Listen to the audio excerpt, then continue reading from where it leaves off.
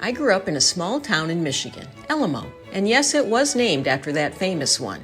Back in 1970, you'd only find farmers, rednecks, and the occasional cool kid. At least that's how I saw myself. Back in 1970, kindergartners were introduced to the world of literature by being forced to read about a generic family featuring the lame-ass kids Dick and Jane. Dick always had a stick up his butt and played sports. And Jane wore cute little dresses and always did the right thing. She and I would have never been friends. We learned creative writing here, like See Dick Run. One day, as we read about Dick and Jane's grandparents, our teacher had the ingenious idea that we should write about our own grandparents and draw pictures of them.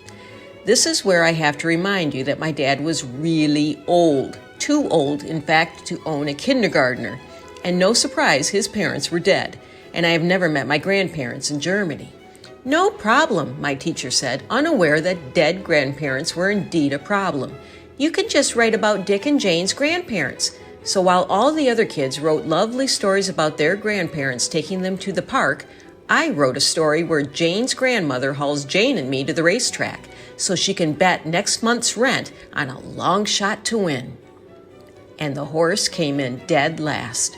The story ends with Grandma lighting a cigarette and telling Jane and me that she's going to have to live with us for a while.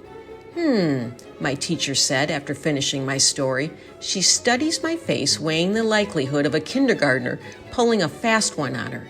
Take a seat. It was the best C I ever got.